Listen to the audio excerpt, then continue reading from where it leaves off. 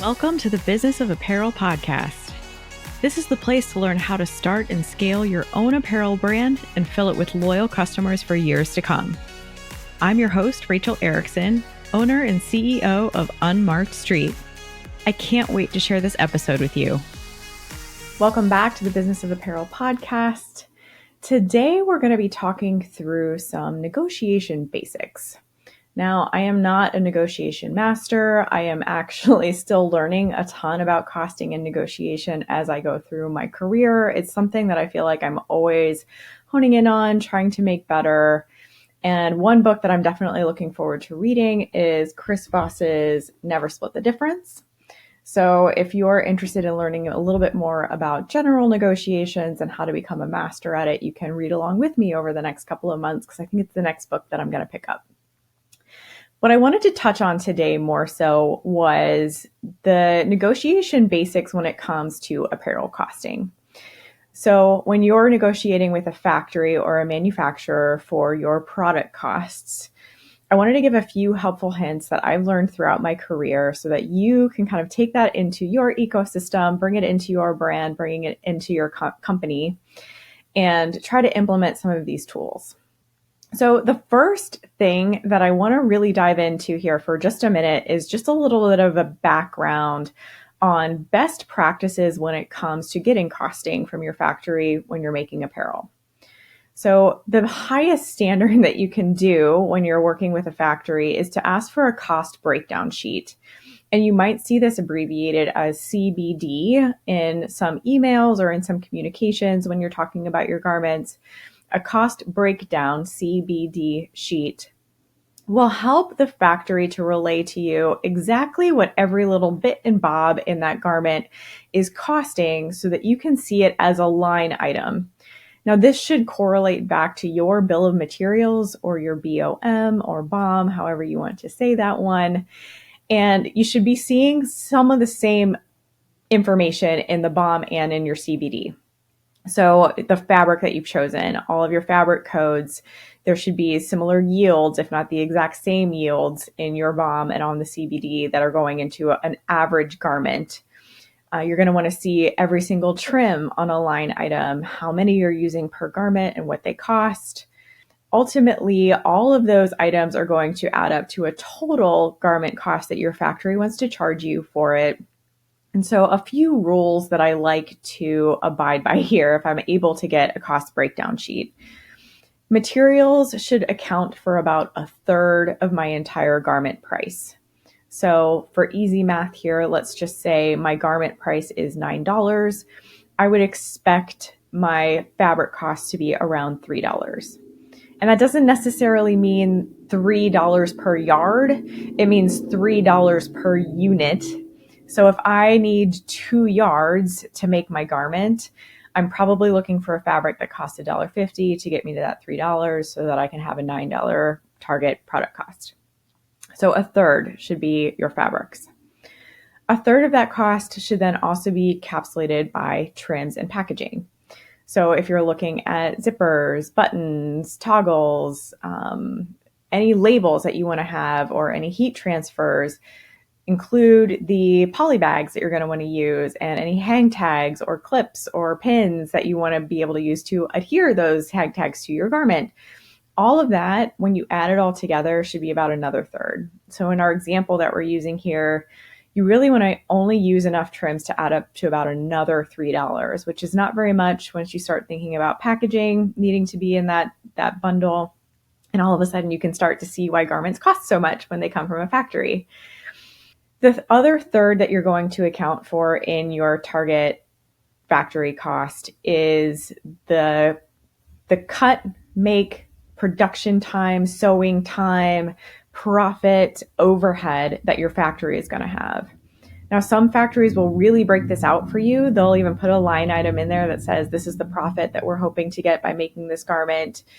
This is the overhead to maintain the machines that we have and to maintain, the lights being on and to maintain our facilities. And then this is our actual sewing minutes, and this is what we're charging you per minute or per hour. And then they'll kind of just break all of that down for you. I have rarely seen that though throughout my career. A lot of factories really like to just lump all of that into a single cost. There's a lot that they're not trying to hide it from us, but they just don't want to give us all of the secrets, and vice versa too. We're not always trying to tell them exactly how much margin we're trying to make on our garment when we're giving them our target costs, right? So you're not telling your manufacturer, like, I need my target cost to be $10 because I'm hoping to make an 80% margin on this piece. Like, your business numbers are not necessarily any of their business, and vice versa. So if they're hoping to make, a 20% profit on every garment that they make, a lot of the times they'll just roll that into what they'll call their cut, make, sew, or CMT price. And so again, that should account for about a third. Anything over a third that's going straight to the factory and isn't going into fabrics or trims is usually the first place that I like to negotiate. So I really like to take that as my first point, asking them if we can get that CMT down to just a third of the price, asking them to lower it. A lot of times, if we really need to during the negotiation process, even if they don't want to put it on paper, this is when I'm trying to ask them to break down for me how many minutes it does take to sew a garment, so that I can start to understand what is going into that cut, make, sew price that is higher than 30% of the total cost. So now that we kind of know what to be looking for on a cost breakdown sheet, there are a few other items that you can really go into if you're negotiating for a lower price of a garment. And a lot of it comes down to logic and numbers. And at the end of the day, I'm just always going to tell you, numbers don't lie. So for example, if you have a cost breakdown sheet in front of you, and it says that your fabric costs $3 and your trims cost $3, and the cut, make, sew that they want to charge you is $10. I'm just going to throw that out there. And then you have another garment. Maybe it's a very similar make, but you have a fabric in there that is $5. Your trims add up to $7. And all of a sudden the cut, make, sew for something very similar is only $6. You want to start to compare the fact that those are very similar makes of a garment. So now you're comparing CBD to CBD. Even though my fabric and my trims are more over here, they're basically giving me a break on the cut, make, sew, or on their profit in some way because they feel like there's some reason that they can do that. Now, a lot of times it will be because they think we as developers are going to look at those two costs and say, oh, I'm making 2 jerseys. Let's say these are jerseys. I'm making 2 jerseys and they're both coming out around a similar price. So that makes sense, right? Well, when you really start to dig into the numbers, it might not, because again, if they're sewing very similar products and they look and are sewn very similarly, it doesn't make sense that one should cost $6 and one should cost $10 for them to make. There should be an explanation there. And a lot of times what you want to then do is try to negotiate that $10 CMT price down to that $6 that you're seeing on the other piece. And this is really hard for the factories to dispute because it's based in fact, right? They've put that number on paper saying, to make this jersey, I only need $6. To make this jersey over here, it's not any different. So unless they can prove to you how it's different to actually make the garment in their timing or in some sort of process, and sometimes that is the case. So hearing them out, having these conversations, learning more about the sewing process and about the manufacturing process as you go through negotiations is very important. Coming to the table with this like attitude of, I'm going to get some money off of this because this doesn't make sense is not really the way to go. That's not how I like to negotiate. I really like to come to the table with curiosity. I want to learn what it is that makes something cost a little bit more than something else. But that is one of my number one tips, is to start taking all of your cost breakdown sheets across maybe a single category and understanding where there are discrepancies. Now, if you have a jersey that's made exactly the same across your line, they just have different fabrics and they have maybe different zipper qualities or something like that, and you're starting to see that those cut, make, sew charges are differing from each other, that's where you can really start to dig in and understand maybe how you can save some money there.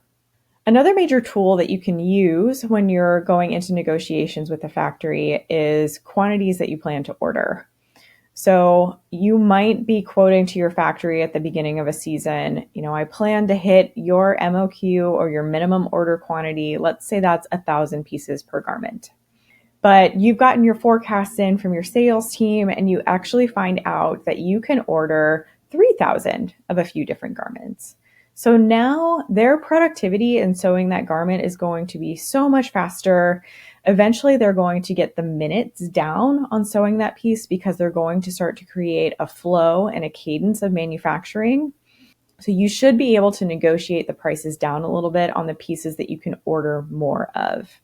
So that's another great tool. I'm going to order 3,000 of this piece. We thought it was only 1,000. What can we do in the way of efficiencies? What kind of money can we save in the way of efficiencies for tripling this order? That's definitely something to talk about with your sales team as well. If you're talking to them about costing, if you especially work in a wholesale-based business and you're presenting to your sales team what your product line looks like, what all of the costs are going to be, explaining to them that if they can help you sell more units, you can bring their costs down, can be a great tool in this entire process. A third tool that I really like to use when I negotiate is leveraging key items. So for example, let's say we have a basic black t-shirt that we want to hold in our line forever and ever. It's going to be evergreen. We're going to hold this for at least the next 5 years. We're not going to change it. Nothing's going to be different about it. We just want to order a lot of them. And we know that in order to be able to hold this piece and keep it as a key item, we need its margin to be really healthy, which means we need to get our cost down a little bit. Being able to leverage that with the factory to say, can we work on a lower cost for some of these items that we are going to keep in the line, never change, the development fees are already handled, and telling them that I want this cost to be lower, but I'm willing to keep costs on maybe some seasonal items as high as you've already quoted. So instead of coming to the table and saying, I need to negotiate everything, you can come to the table and say, look, these costs are a little bit higher than I think they should be, but I'll accept them and approve them if we can work on a few of these key pieces. A lot of times that really helps because you've already taken some of their worry off of the table. They're not worried about you having to negotiate every single piece. These can be long, tedious meetings that we go into. I've been on planes and in factory offices for weeks at a time, just doing cost negotiations. We sit down and we go through every single cost breakdown sheet, line by line with our manufacturer, asking about every little thing. And this can become pretty exhausting and it gets a little bit frustrating for both teams when everybody's just trying to do the right thing for their own businesses.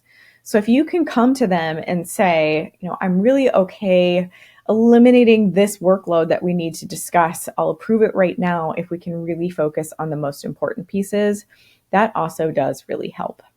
Coming to the table with logic and numbers and reasoning and thoughtful consideration behind all of the negotiations that you want to bring with your factory is really important. The method of coming to the table and saying to them, I need this price to be lower because I need it to be lower, is very rarely something that I've seen work. It's just really hard to get them to agree to something just because you need it or just because you want it. Doing your research up front, really looking at every single line item of your cost breakdown sheets is key. Now, what happens if your factory doesn't want to give you a cost breakdown sheet? I've seen this quite a bit, especially for smaller companies. Factories are not always super keen on giving a full cost breakdown sheet because it does expose them to exactly every little thing that is put into that garment and exactly how much they're charging you to make it. So if you don't have a cost breakdown sheet, it does become a little bit harder to negotiate costs. And the best advice that I can give you there is if you're working with a factory who won't give you cost breakdown sheets during any part of your process, is to start off each season and each development project with a really solid target cost. And if they can come back to you immediately and say, we think based on the tech pack that you've sent us and the target cost that you've sent to us, we think we can hit it. We think we can get you this price. That is a really good indicator that you should be able to get there eventually. Now, once they make the garment, they will give you your first proto price. And if it's a little bit off, that's, I think, where you can come to the table and start negotiating, saying, we already agreed that this was my target. You already told me that you were going to be able to get in this range. If it's a few cents here or there, I think that's something to definitely consider, asking them to exactly hit a target cost, especially if you're being aggressive with that target cost can be tough.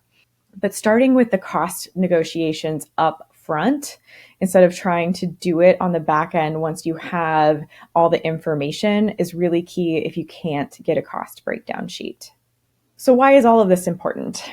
As you roll up every single cost that goes into your product line, all of this is going to hit a couple of really key items that you should be considering at the beginning of every single season or at the beginning of every single development cycle.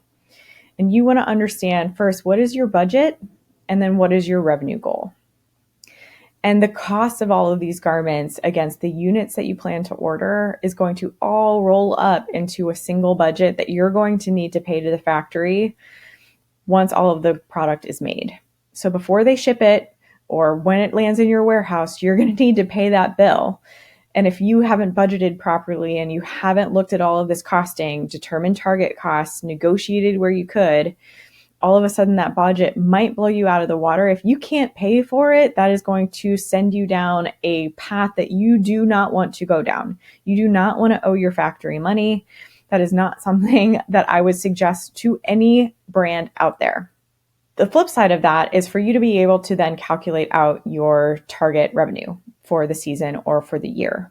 So once you know what your total budget to buy is, you can then start to determine what you need to sell those garments for so that you can reach your revenue goal.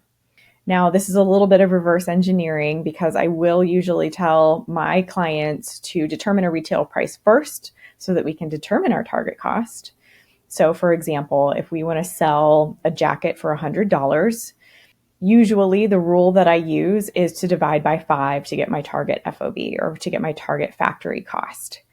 So take $100, divide by 5, all of a sudden I want my target cost to be 20.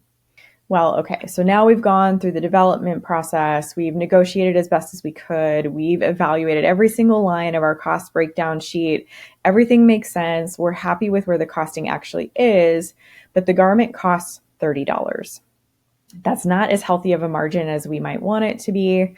So let's start looking at other competitors. Can we go out there and decide if our retail price can actually be increased to help make up for the increased cost that we ended up seeing on the garment itself?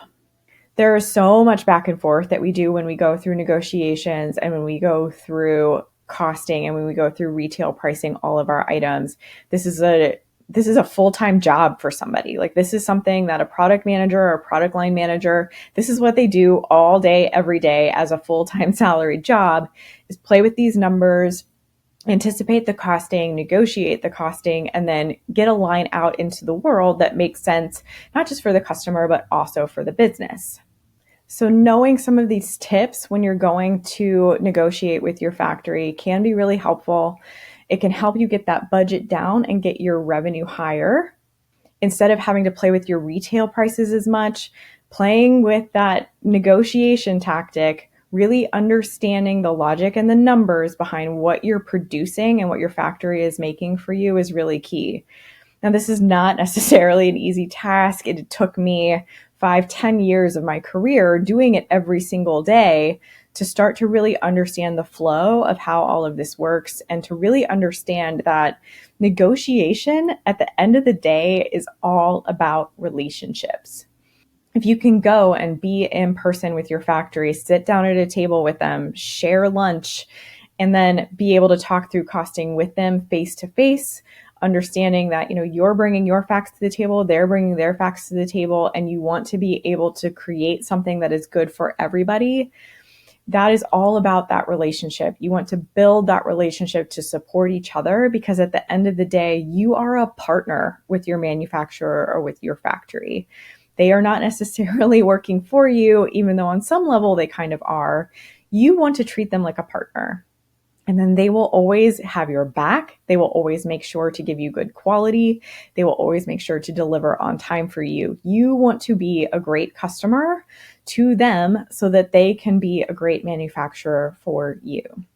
If you come to the table, I've unfortunately seen too many times before where people have come to the table to negotiate with their factory, and they use a lot of bullying tactics. Like, they come out of the gate really aggressive. They don't take any sort of negotiation as an answer. They only want what they want. And a lot of times that creates a lot of tension between the brand and the manufacturer or the factory. And it just causes so many problems down the line. If you can create a good rapport, almost become friends with the factories that you have on your books, I really recommend that is the best way to go. Having good relationships in this industry is so important. It's such a small industry. It might seem big, but it really is so small. So many of us all know each other, and we all recommend each other for so many different things. So my best advice when coming to the table to negotiate your costs is to remember that it is supposed to be a win-win situation.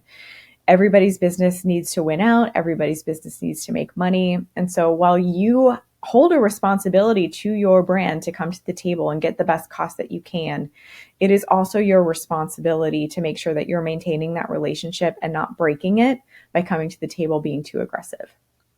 I'd love to hear what you think of this episode. These are just a few of my tactics that I've learned throughout my career when it comes to negotiation. They are not super advanced, that is for sure. Again, I am still learning more and more about this every single day. And so when it comes to sales, when it comes to numbers, there's some stuff that I know, but there's so much more room to grow.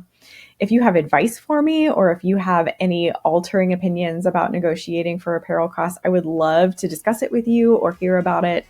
Please always feel free to reach out to me, and we will see you in the next episode. Thank you so much for listening to the Business of Apparel podcast. I would so appreciate hearing your thoughts on the show. And if you know someone who could benefit from it, please share it with them. My biggest desire is to help other apparel professionals understand the nuances of our industry so we can all work toward making better product for a better world. If you would like to connect further, I'd love to invite you to send me a message through my website, unmarkstreet.com, where I do weekly trainings through my video channel, a monthly newsletter, and offer so many resources to help you start and scale a profitable apparel brand.